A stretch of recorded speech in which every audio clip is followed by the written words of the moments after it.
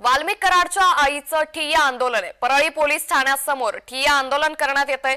वाल्मिक कराड यांच्या आई परळी शहर police station समोर ठिय्या आंदोलन करताय। राजकीय सूडबुद्धीनं आणि जातीय द्वेषातून कारवाई होत असल्याचं मत वाल्मिक कराडच्या आईने व्यक्त केलंय। त्यामुळे एकीकडे वाल्मिक कराड याला केस सत्र न्यायालयात दाखल करण्यात येते, हजर करण्यात येते आणि दुसरीकडे वाल्मिक कराडच्या आईने परळी पोलीस ठाण्याबाहेर आता हे ठिय्या आंदोलन केलंय।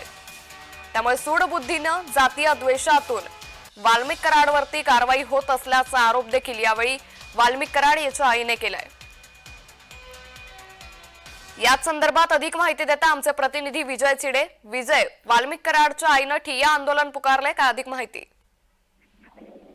नक्कीच अंकिता, जर पाहिलं तर परळी शहर पोलीस ठाण्यासमोर जे आहे ते आता वाल्मिक कराड यांच्या आईने जे आहे आंदोलन सुरू केलेलं आहे। ठिय्या आंदोलन त्या ठिकाणी केलेलं आहे। पारुबाई कराड असं त्यांचं नाव आहे आणि वाल्मिक कराडाला जे आहे ते जाणून बुजून यामध्ये अटक जात आहे असं आरोप जो आहे तो त्यांनी केला आहे। माझा लेख तसा नाही, माझा लेख जो आहे तो देव माणूस आहे, सर्व परळीला माहित आहे असं त्यांच्या आईने म्हटलं आहे। त्यामुळे आता माझ्या मुलावरती खंडणीचे खोटे आरोप करण्यात येत आहे, त्याला खोट्या प्रकरणात गुंतवलं जात आहे असा आरोप त्यांनी पोलीस ठाण्यासमोर आता ठिय्या आंदोलनामध्ये केलेला आहे। तसंच जर पाहिलं तर परळीमध्ये दुसरीकडे देखील त्यांच्या समर्थकांनी सुद्धा आता आंदोलन सुरू केलेलं आहे। ठिय्या आंदोलन त्या ठिकाणी सुरू आहे। परळीमध्ये दोन वेगवेगळे आंदोलन सुरू आहे। वाल्मिक कराड हे यांना राजकीय दोषापोटी आता यामध्ये गुंतवलं जात असल्याचं म्हणलं जातं। वाल्मिक कराड यांचा खंडणी आणि संतोष देशमुख यांच्या हत्येप्रकरणी कुठेही त्यांचा हात नाही अशी प्रतिक्रिया जी आहे ते आता त्या ठिय्या आंदोलनाच्या माध्यमातून करण्यात आहे। सध्या जर पाहिलं तर आज वाल्मिक कराड यांची पोलीस कोठडी संपणार आहे। थोड्याच वेळामध्ये त्यांना केस न्यायालयामध्ये जे आहे ते दाखल देखील करणार आहेत आणि आता सध्या त्यांच्यावरती जर पाहिलं तर मेडिकल तपासणी जी आहे ती त्यांच्या चालू आहे। आता थोड्या वेळात त्यांना न्यायालयात हजर करणार आहे। मात्र आता न्यायालयात हजर केल्यानंतर त्यांना अजून किती दिवसाची कोठडी मिळते हे पाहणं महत्त्वाचं असणार आहे। मात्र त्यापूर्वीच आता त्यांच्या आईने आता ठिय्या आंदोलन केले असल्याने सर्वत्र गोंधळ उडालेला आहे। अंकिता, नक्कीच जसा आपण उल्लेख केला की अगदी थोड्याच वेळात वाल्मिक कराडला केस सत्र न्यायालयात दाखल करण्यात येणार आहे। जसा आपण उल्लेख केला की एकीकडे वाल्मिक कराडच्या आईने ठिय्या आंदोलन पुकारले तर दुसरीकडे कराड समर्थक जे आहेत ते आक्रमक झाले। या सर्व पार्श्वभूमीवर प्रशासनाने कशा पद्धतीने तयारी केली आहे किंवा प्रशासन कशा पद्धतीने या सगळ्यावरती कारवाई करतंय?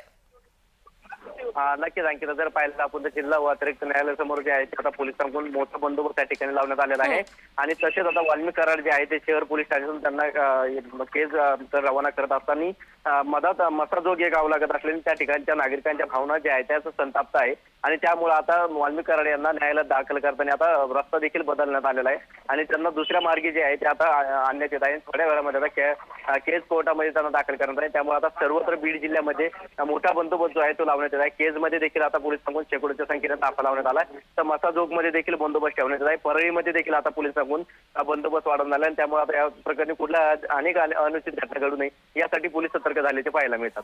नक्कीच कुठलाही अनुचित प्रकार घडू नये यासाठी आता पोलिसांकडून देखील खबरदारी घेतली जाते। वाल्मिक कराड याला ज्या रस्त्याने ज्या मार्गाने केस सत्र न्यायालयात दाखल करण्यात येणार होता मात्र आता तो मार्ग देखील बदलण्यात आलाय।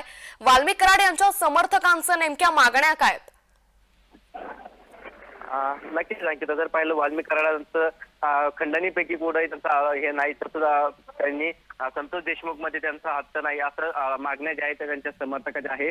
वाल्मिक कराड यांना जाणून बुजून खंडणीच्या गुन्ह्यामध्ये अडकलं जात आहे आणि ते चांगले व्यक्ती आहे असं आता त्यांचे समर्थक जे आहे ते आता मागण्या करताना आपल्याला पाहायला मिळतात। त्यामुळे आता ते देखील आक्रमक झालेले आहे। वाल्मिक कराड यांना जाणून बुजून आता राजकीय दोषापोटी अडकवलं जात आहे। वाल्मिक कराड हे चांगले व्यक्ती आहे, खंडणीशी त्यांचा कुठेही संबंध येत नाही। जे खंडणीचे आरोप आहेत त्यांना अटक करण्यात आलेला आहे आणि आता वाल्मिक कराड यांना सोडून देण्यात यावी अशी मागणी आता त्या समर्थक जे आहे ते करताना पाहायला मिळतात।